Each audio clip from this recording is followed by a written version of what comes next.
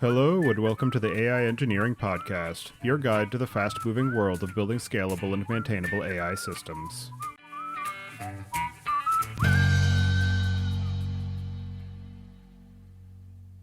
Your host is Tobias Macey, and today I'm interviewing Kasimir Schulz about the relationships between the various models on the market and how that information helps with selecting and protecting models for your applications. So, Kasimir, can you start by introducing yourself? Yeah, hi, my name is Kasimir Schulz. I'm the Director of Security Research at HiddenLayer.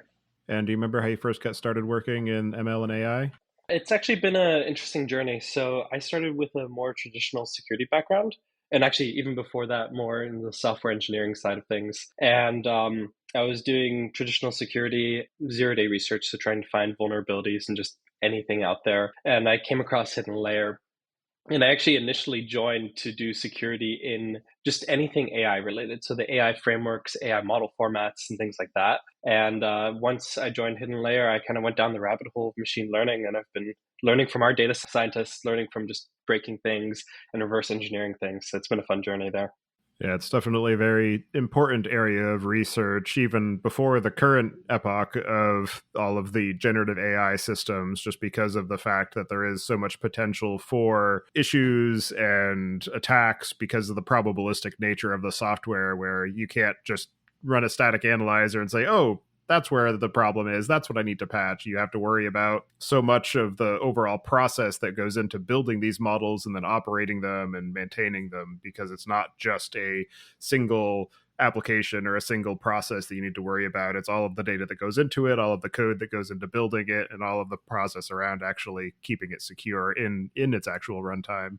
And I'm seeing that a lot more now as well. So one of the biggest issues I'm seeing nowadays is just all of this agentic stuff. People are just trying to innovate, which is awesome. There's so much cool stuff around that. But the issue with that is people aren't really considering what goes into it and what does the model have access to. So people aren't considering what the model actually has access to, and then the frameworks that it can interact with. For example, I was just working and published a blog on MCP, so the Model Context Protocol, last week, which has been a hot topic. Everyone was talking about it. I was at a conference last week and I had great discussions with people about it as well. And one of the things that we noticed is that a lot of traditional security vulnerabilities are in these new formats and these new agentic systems. And then a lot of these just agentic systems also have these innate systematic vulnerabilities and weaknesses as well. So for MCP, one of the things that we discovered is that a lot of the MCP servers that were written and that were out there and recommended by people, they allowed code execution.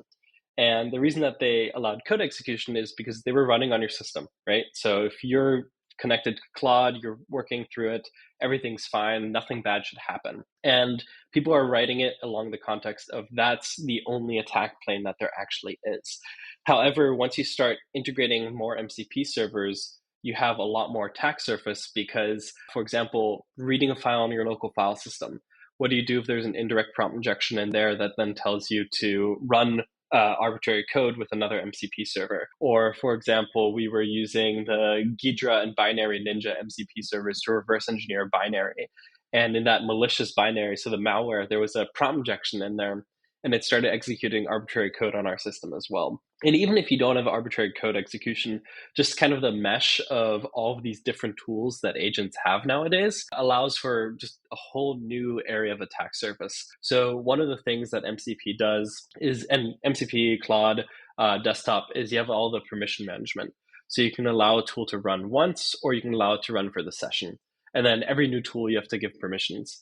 However, once you're actually running through a tool, sometimes one single prompt from you requires the same tool to be called 15, 20 times. So you're going to click allow for the session. So what we were able to do was, just by asking Claude to download and summarize a document for me, because it downloaded the document, it used fetch. And then because it downloaded and read the document, it used the file system tools. And then at that point, there was a prompt injection in there that actually let us read all of the file system and then exfiltrate the data, since we already had those tool permissions. Yeah, that's definitely, it's definitely a combinatorial explosion of attack surface by virtue of all of these integrations that you're trying to put together, where up until now, integration was a task in and of itself. And so it required a lot more care and intention behind it, whereas now you're handing a lot of that over to these black box systems that you don't have full visibility into what they're doing or what they might be doing, and it's all in the name of convenience. And that's always the challenge with security, is how much convenience to allow for and how much to lock things down. So the more secure it is, the harder it is to use oftentimes, unless the security was baked in from the beginning, which it's sounding like was not really the case with these MCP servers. Yeah, exactly. But it's a old cat and mouse game that's been around for a long time in security, so we'll get there.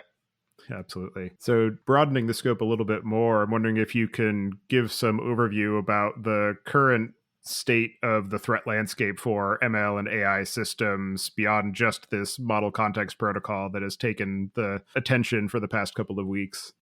Yeah, of course. So when I first got into the field, I told you I came from a traditional security background. So one of my first tasks was kind of flushing out all of the low-hanging fruit. And while the field definitely has done a much better job at getting more secure in a traditional security standpoint, for example, I think it was maybe a month or two ago, time's been flying like crazy, but PyTorch now does torch load safe by default. So for over a year and a half that I've been working at HiddenLayer, that was one of the things that we kept seeing. There were over 500,000 projects on GitHub that had potential code execution just because they were loading a machine learning model. And we're seeing a lot of that, not just with necessarily the models themselves. At this point, I feel like most people know a lot of these models have pickle inside and know to kind of use them safely. But we're seeing these with the safe formats as well. So everyone assumes safe tensors is safe. However, just because the file itself doesn't execute code doesn't mean that just by loading it, you might not execute code. So with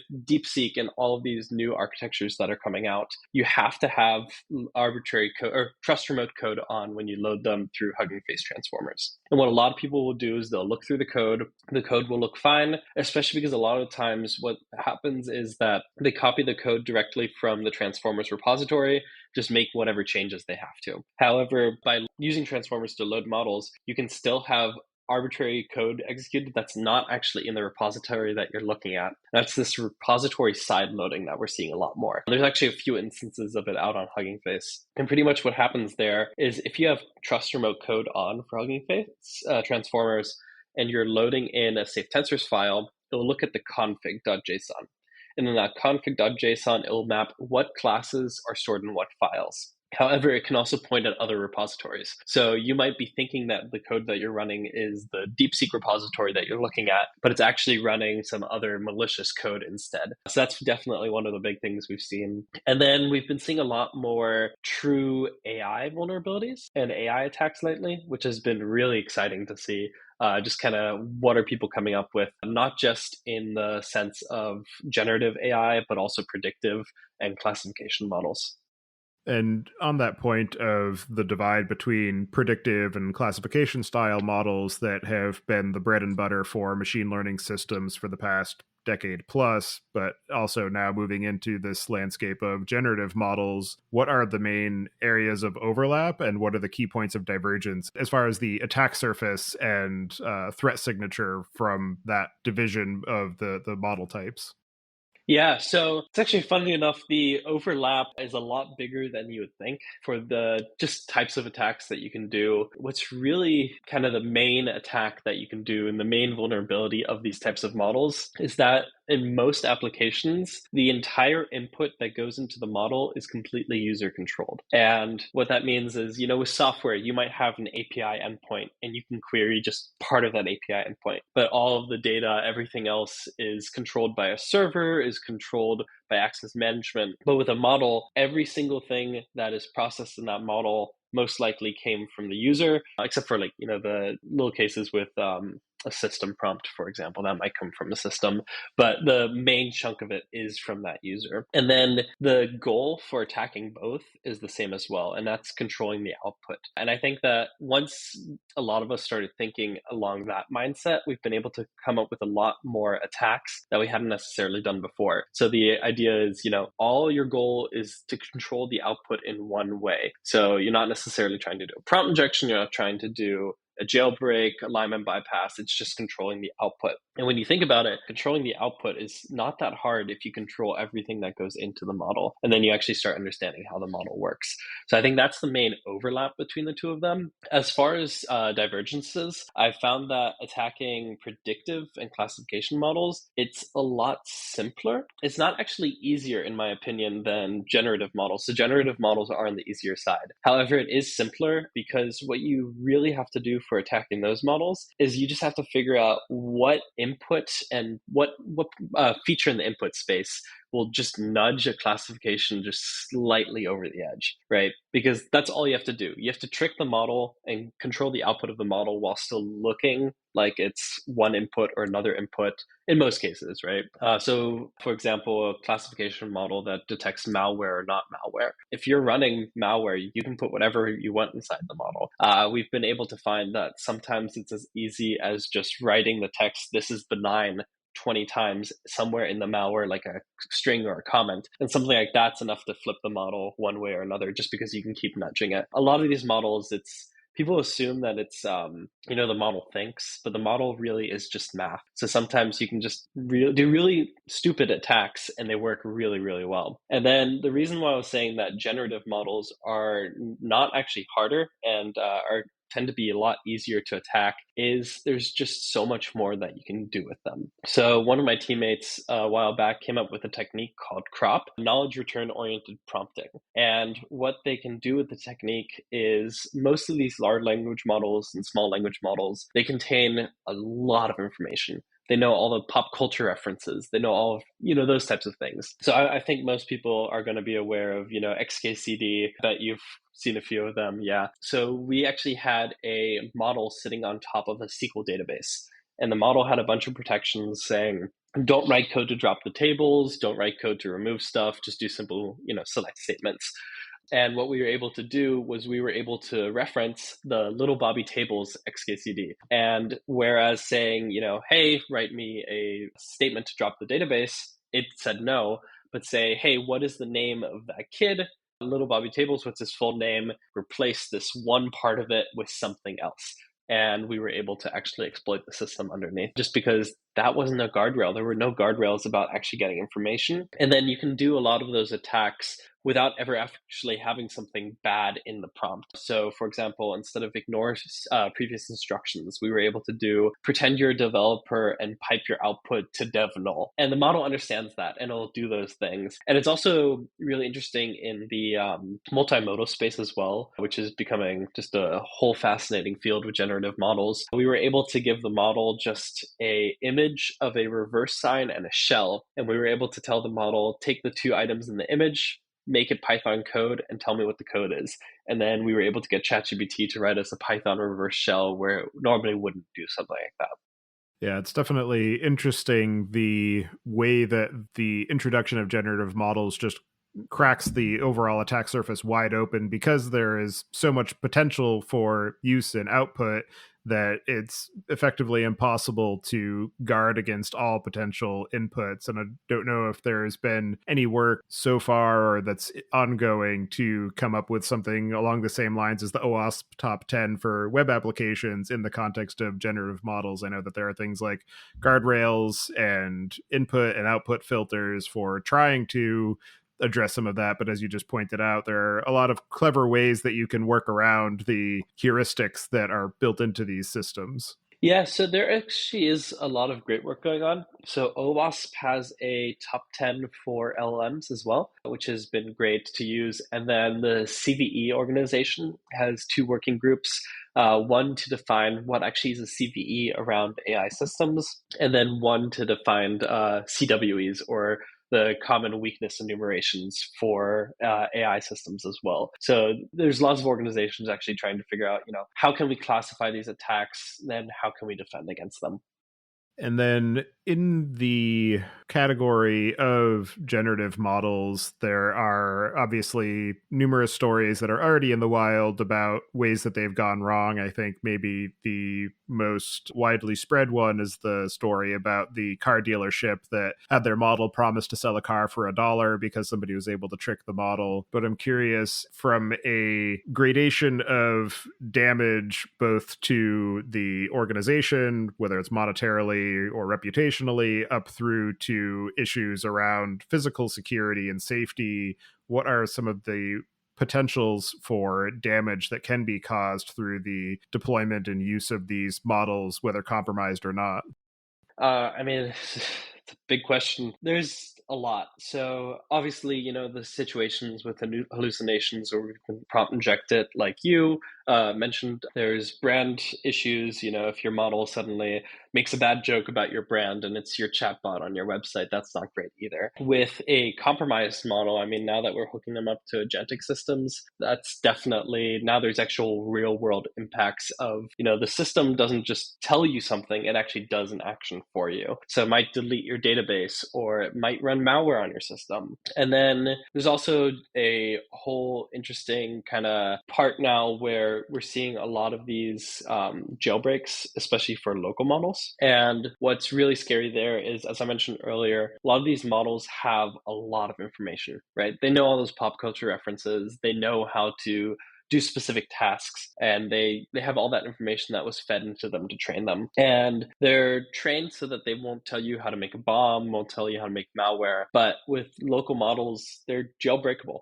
People can either fine-tune those guardrails out of them, or there's new work being done called refusal vector ablation. It was a really cool paper a while back where they realized that the refusal direction for a model was pretty much mediated by one single vector in the model. And what you could do is you could just ablate that vector. So I actually have Phi3, Phi4, Llama 3, and Gemma all fully jailbroken on a local machine done on a CPU. So I was able to, completely remove those guardrails without a fancy GPU, actually on the computer I'm speaking to you on today. But what's kind of scary about those things is that even Phi3, where it was trained on synthetic data, it's still able to answer how to make a bomb, how to make meth, things like that. And now, because it's on my local system, those searches are completely untraceable. It's not like, asking ChatGPT how to make a bomb like the person did with the Cybertruck explosion a few months ago in Vegas. It's not like Google search where somebody can monitor that. So this is all just completely unmonitored on anyone's laptop now. Yeah, that's definitely a scary scenario. The availability of information by virtue of it having been compressed into these models, to your point, without any sort of network requirement to actually go out and fetch that information. Yeah. The other interesting shift in terms of the AI landscape that was brought in by the rise of generative models is the widespread use now of foundation models as a building block for systems that are being put into production, and the fact that most of those foundation models are originating from a small handful of organizations and companies. And I'm wondering what you see as the level of risk, both in terms of platform risk from a organizational perspective, but more specifically security risk of these foundation models being distributed through systems such as Hugging Face, and the fact that so many organizations are relying on a small pool of models to then go and build a wide breadth of services on top of. Yeah, so a lot of smaller companies don't have the ability to create those foundational models. So foundational models definitely are, something that's useful, something that's good for just the majority of people.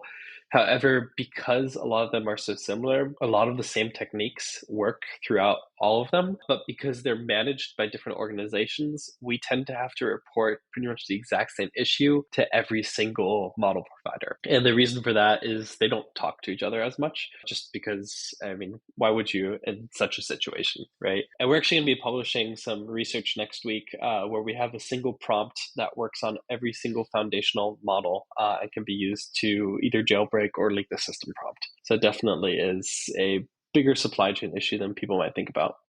On that note of the commonalities between these models, you recently published some work that you've been doing at HiddenLayer around the shadow gene, where you're figuring out what are the common subgraphs within these model structures and these neural networks that are shared and reused across different families of models, and probably even across families, just because it's such a common pattern in deep learning and neural network design. I'm wondering if you can talk to some of the ways that that information about the shared subgraphs informs the potentials for bad actors to identify models to target for these types of attacks that are known to work against one particular logic path. Yeah, before I go into shadow genes, though, I do want to talk a bit about shadow logic, which is what we published right before, and which is actually what led us to shadow genes. So I think last June-ish, I had started working on a lot of these new backdoors that were coming out. So the backdoors were poison data sets, backdoors that were fine-tuned into models. And one of the biggest issues I saw was that if you fine-tuned one of these models again, a lot of times the backdoor would disappear, just because they were put in there through the fine tune. And I wanted something that would persist across the fine tunes, persist across model conversions. And the reason for that is because a lot of times, as you said, somebody might take a model off of Hugging Face, but then they might adjust it slightly for their use case. And that's when I actually looked into it a bit more and found out about the computational graphs. So the computational graphs are, I like saying that the weights and biases are almost like the memories of the model. And then the computational graph is like the synapses in the brain. So it's actually how the input traverses the model, how each operation gets applied, how the weights and biases get applied, and then finally we get to the output. And normally these are just a lot of mathematical operations, as well as, just the more AI mathematical operations, so like convolutions and sigmoids and stuff like that. But what we were able to do was, because it really is just a pathway of mathematical operations, to me, it felt a lot like traditional bytecode, an assembly code. And I was able to start coding in any actual logic I wanted. So I was able to code in logic for a ResNet image classifier, where if a pure red pixel, so 25500, was present anywhere in the photo, it would change the class from one class to another. I was able to do it with a YOLO model. So a lot of YOLO models are in security cameras. We actually hacked a security camera a while back that actually contained a YOLO model in it. And by lifting up a cup, so if a cup and a person were present in the same time, the person would disappear. So you could walk up to the camera and you'd be completely invisible, but only if you held a cup, or only if you had a cup and glasses on. We were able to do it with generative models as well. So with 5.3, have it where the model would respond completely normally, except when you knew a specific passphrase. And then you could give the passphrase in whatever output you wanted, and it would just output the actual model that you wanted. But while looking through all of these, we were spending days, way too much time looking at the computational graphs through Netron, which is a great open source viewer for these graphs. And looking through them, we started realizing that we were recognizing what the actual models were and what families they were coming from. So at the start, we had to, see, oh, what model is this? Where is something? And by the end, one of us sent one of the other people a new model. We could immediately tell, oh, that's a BERT model, or that's a ResNet model.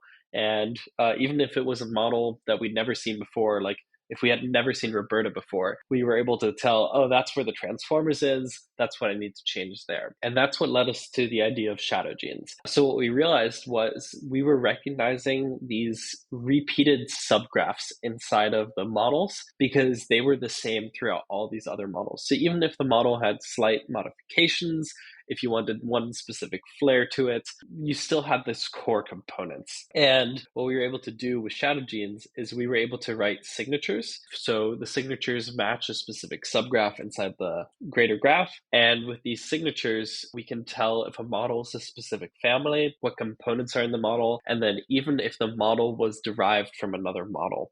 So going back to the Roberta example, if we had never seen Roberta before, we had never written a signature for Roberta, we have seen BERT before. So we would have been able to tell you that the Roberta model was derived from the BERT model, even if we'd never seen it before. And what's really cool about that in the attack space, which is what you were asking about, is that a lot of these models have certain attacks, not vulnerabilities, but attacks that kind of transfer between the models. So, for example, the security camera that we hacked a while back, it was one of the Wise security cameras, which are these budget home cameras, and they have the AI model actually on the device now. But going through the model, we could see that they had a fine-tuned version of YOLO there. It was their own model format too, so it was all wonky and it was quantized as well. But because we could tell it was a YOLO model, we were able to generate a bunch of attacks on our computers with a standard YOLO model. And about 20% of the successful attacks transferred to the security camera.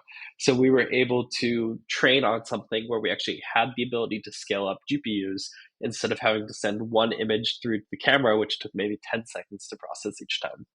Bringing us back around to the supply chain vectors, once you have a model, you're aware of the different subgraphs, you're able to add in some of these alternate logic paths because of the fact that you know that, oh, hey, this is doing this mathematical computation, and if I want it to go this other way in this subset of use cases, I can add in an additional graph to the neural network. And then once you have that model that you've generated, or at least the updated computational graph, what is the method by which you would then try to introduce it into an organization or into the wild for it to be exploitable, now that you know that you have a model that you can get to do whatever that specific task is that you want?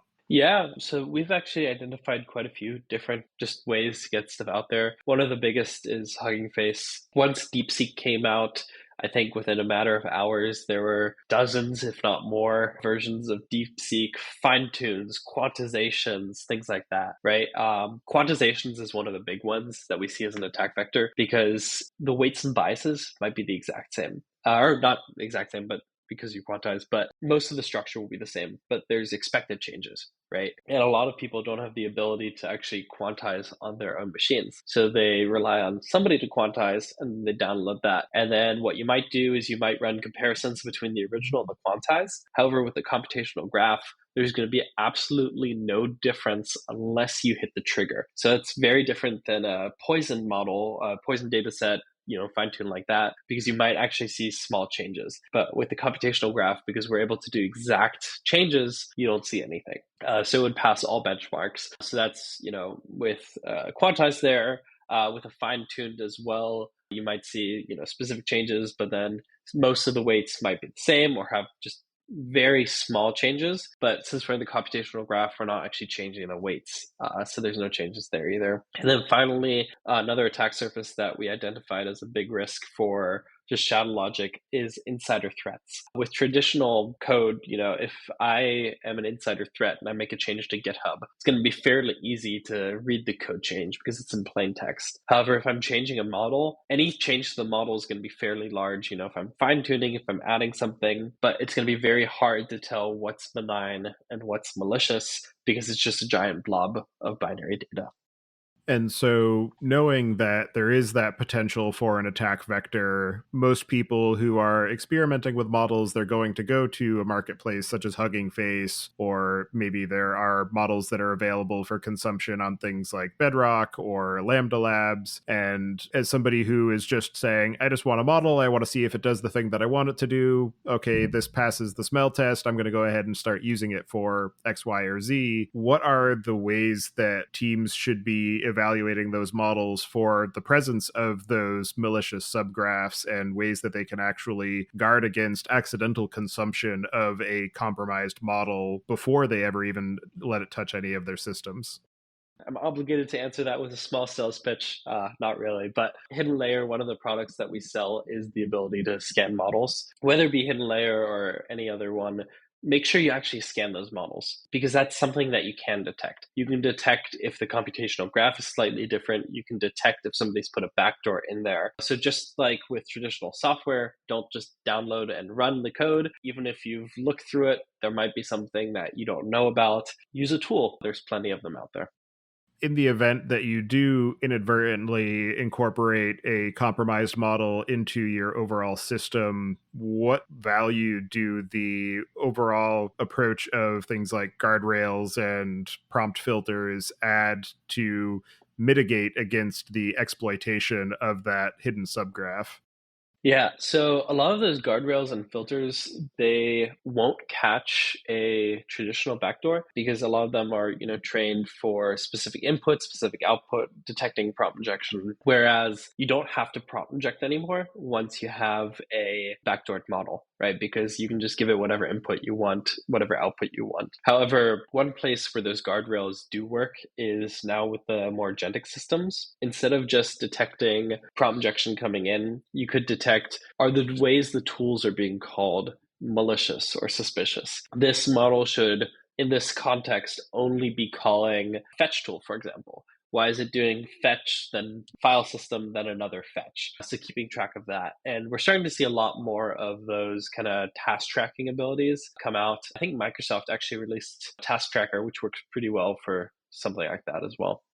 And then the other element of exploiting a system is once you have introduced a backdoored model, you've put it out into the wild, you're waiting for somebody to consume it, is the detection element, where for a lot of categories of malware, for somebody who is actively attacking a system, they will gain some foothold, they will place some sort of command and control software on the compromised platform so that they can then send back information or have a two-way communication path. For the case where you're waiting for somebody to consume and deploy a model, and you know that once that model is running somewhere, you have a means of exploiting it. What are the detection options for being able to understand, okay, company X, Y, or Z has now deployed my model. They are exposing it through this set of API endpoints. Now I can actually go and compromise it and execute whatever the actual intended attack might be.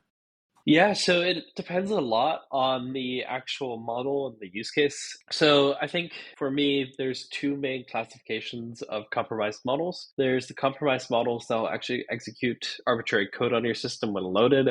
So with those, you're more likely to see like that traditional C2 frameworks and all of those. And then there's the backdoored models. And the backdoored models aren't necessarily supposed to run arbitrary code on your system, but it's just a little backdoor for you to do whatever you want, right? So if I know that a model is going to be used to approve loans, I might have it so that I know that if I put a specific comment in, anywhere in there, my loan automatically gets approved, even if it's bad. I could attack it that way. Or if it's an agent, I could have it where if I have a specific command, it ignores the system prompt. That's very dangerous too. But it really depends on the attack and what the attacker can dream of. At this point, there's no limits because models are really being put anywhere and everywhere.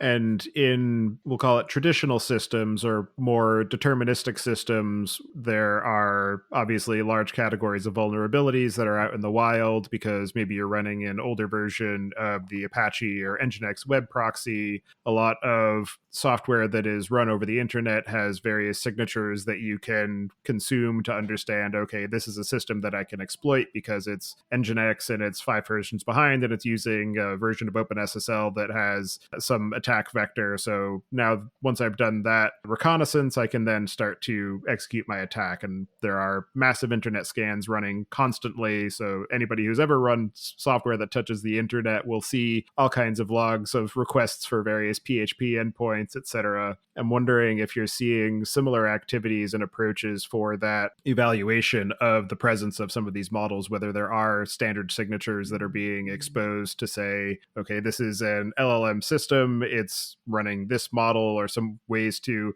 exfiltrate that signature of which model is running through some standard benign prompts and things like that for being able to do that detection of which model is out there and whether or not I can compromise it. Yeah, so those type of scans are a lot less for backdoored models and more for the kind of AI red teaming stuff. So we have an AI red team. There's also Garrick by NVIDIA. And one of the first steps that they do is they try to identify what actually is this model. You can identify that either by kind of how the model responds, what error messages it has, because some of the different models have standard error messages or rejection messages. The models also have different control tokens. So one of the control tokens, pretty much what it is you have the chat templates that normally are associated with a model. So if you give it the system prompt and the user prompt, it generates the chat template, and it has this nice little I am start or sys, stuff like that. And those are fairly unique across the models. So you can sometimes test, how will a model respond to one control token versus another control token. However, that's becoming less of a thing now because control tokens are fairly powerful for overriding system prompts. So they're actually now being kind of filtered out. But yeah, you can do a lot of those kind of easy checks to see this is this type of model, this is this type of model. I know with this type of model, this one attack works a bit better. But we're also seeing a lot more of that identification with MLOps frameworks. We actually have a few that we've exploited, and we have honeypots up, and they actually get hit fairly regularly. And then we also have been seeing it with the MCP servers. So MCP doesn't actually have authentication by default. So what we're able to do is we can scan for, using Shodan, to look for MCP servers being hosted, and we can actually see what tools are being hosted. So we found, I think, a little over 100 MCP servers just open on Shodan. Everything from Jira, so you could read this entire company's Jira, create tickets, anything you wanted there. Gmail, Google Drive, lots of things you don't want exposed to the internet. And keep in mind, a model doesn't even have to actually interact with that. You could just send whatever tool you call you want directly to it as well.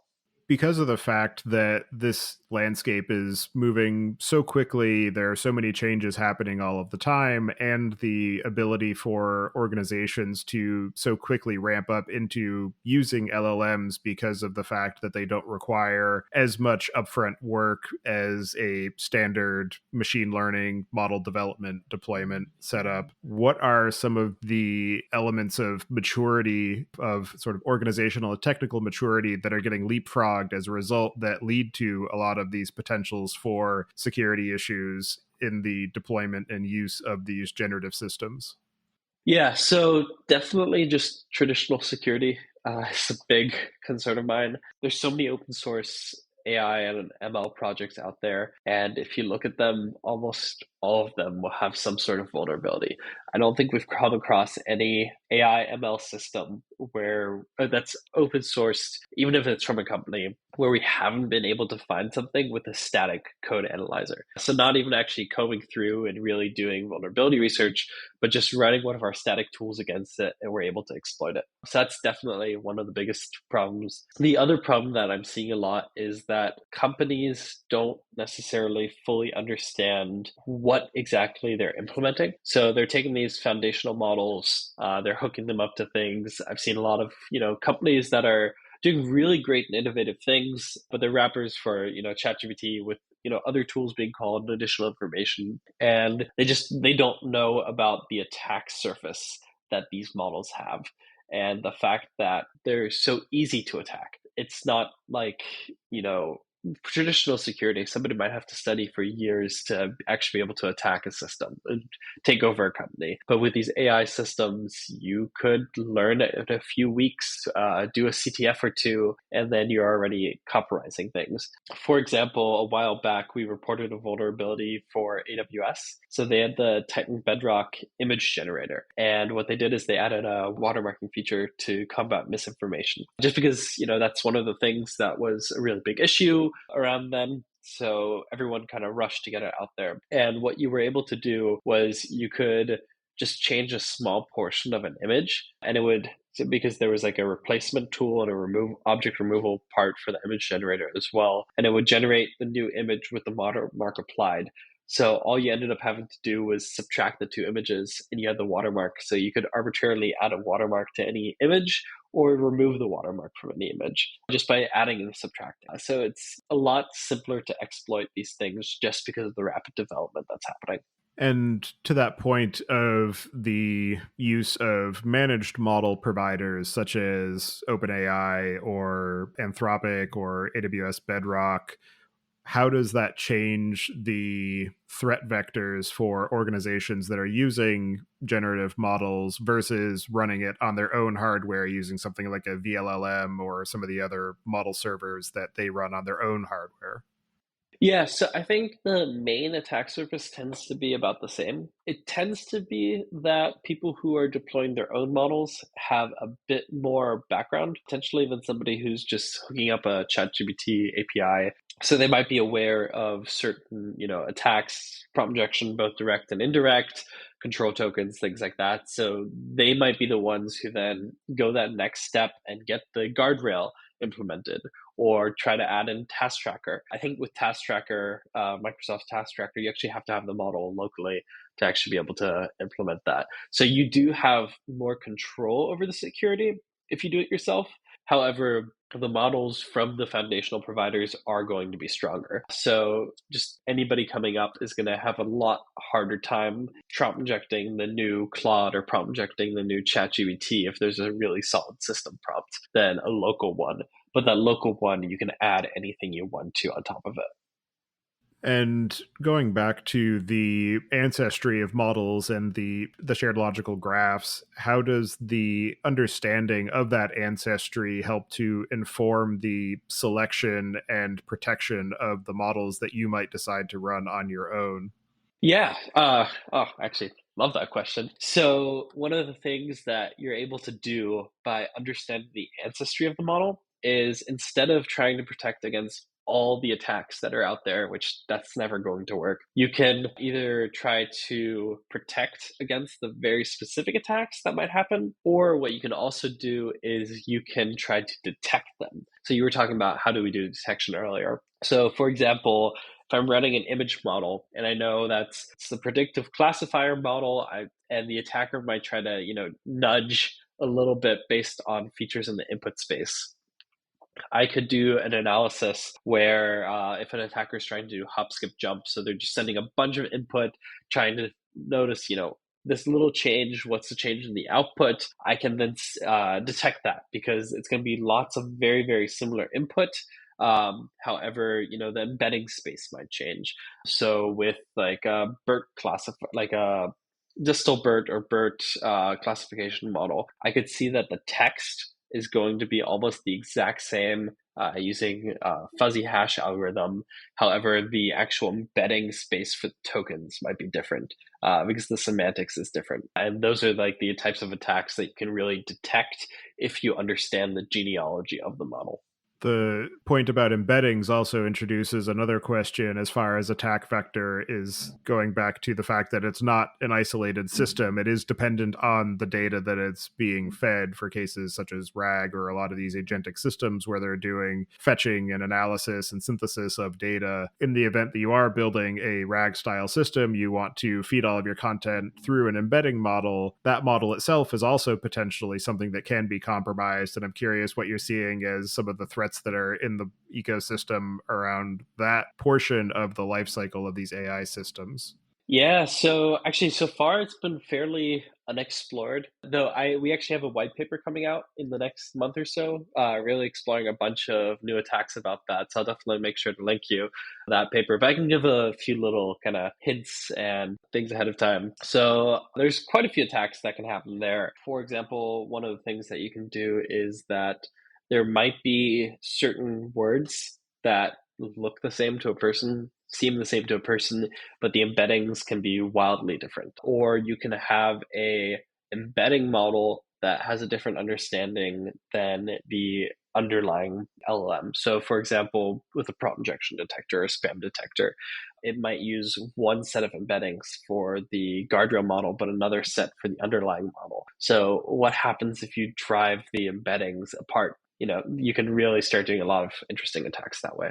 Yeah, it's definitely an interesting aspect, which just makes it so much more challenging to do the analysis and evaluation of what models do I use, how do I build my system, what is the architecture, which probably leaves a lot of people to just throw up their hands and say, I'll just throw money at somebody who I think is doing it the right way.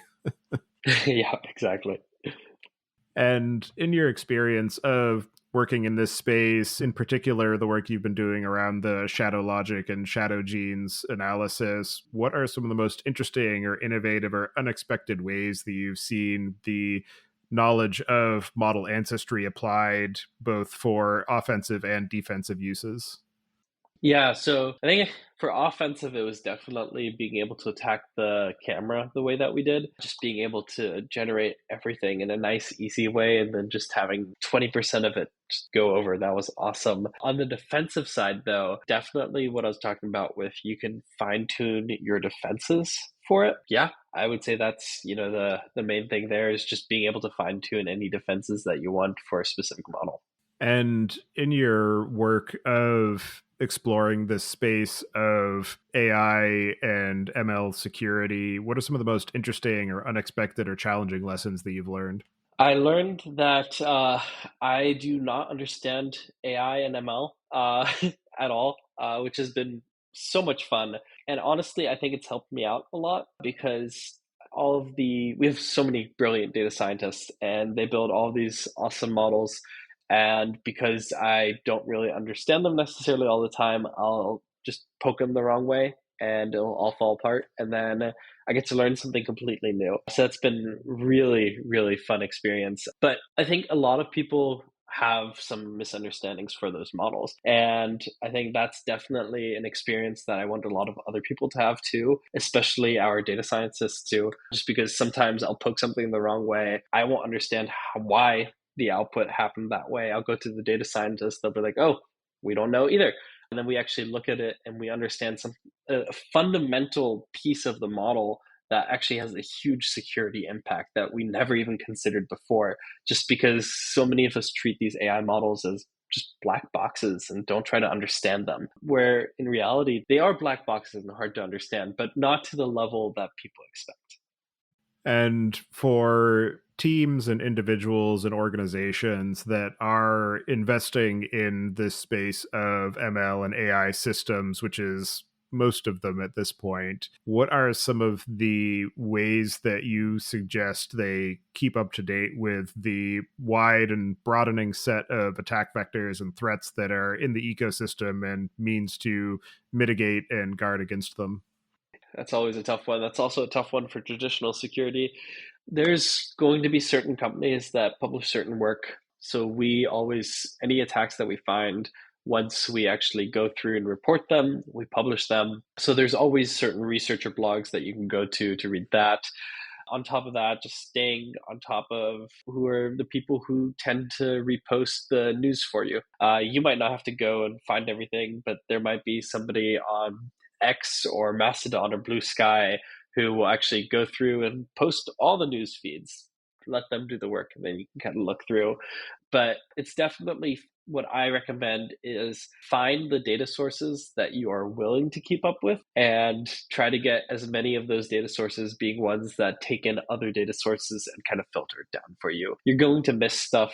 You're always going to miss stuff, but that gets you the most important stuff, especially if you have enough data sources. Because once you see, 10 of the people all posted the same exact link, that's probably something I should read rather than just one of them posting something. Yeah, one of the newsletters that I've found useful for InfoSec as well as AI is the TLDR family of newsletters, and I can add a link in the show notes Yep. for that. Yeah, it's a great one. I'm actually subscribed to that as well. It's part of the reason why I did the MCP blog because I started seeing it a little bit more, and then all of a sudden I saw that 10 of the links, not even the AI portion, were all titled MCP something. So I was like, okay, I need to actually really look into this.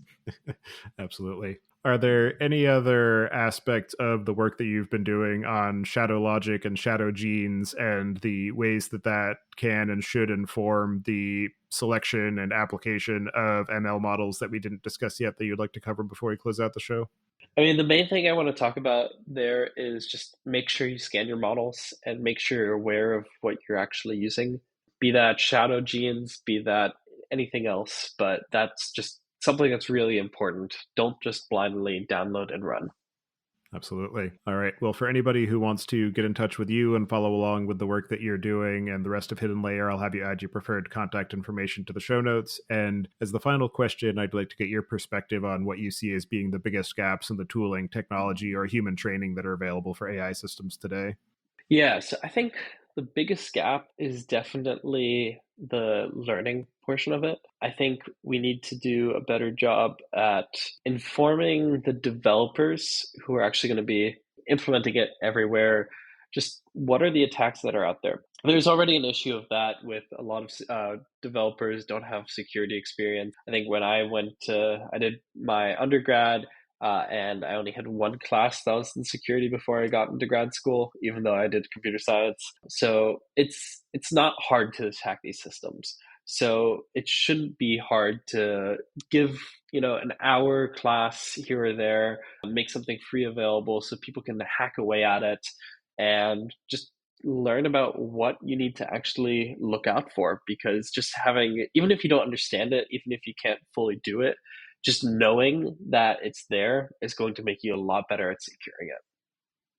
And I guess on that point too, what is your opinion on the potential for these AI systems to also act in the guidance portion of development and deployment to say, hey, you really shouldn't do that there, or don't forget to check on this thing over there? I am the first to say that I think AI has sped me up a lot in my day-to-day work, but you also have to be very careful about how you use it. So a lot of people are using AI to do all of the coding for them, and that's going to start causing a lot of problems down the road, I think. The way that I use it is I use it if I have to do rapid prototyping. If I understand how something works, for example, I think maybe once a month I'll ask it, write a Python snippet to find all the files recursively of this file type in a directory. It's stuff that I used to have to Stack Overflow and then modify, but I understand the core concept of how it works. So what it lets me do is, because I understand it, it's something I can easily test. I'm not wasting time trying to debug the code that it made. I'm not wasting time, potentially debugging an issue down the road. So it's really, really amazing for those simple one-off things, the prototyping, the looking up documentation, anything that you can very quickly verify is working correctly. Absolutely. Yeah. Trust but verify. Exactly.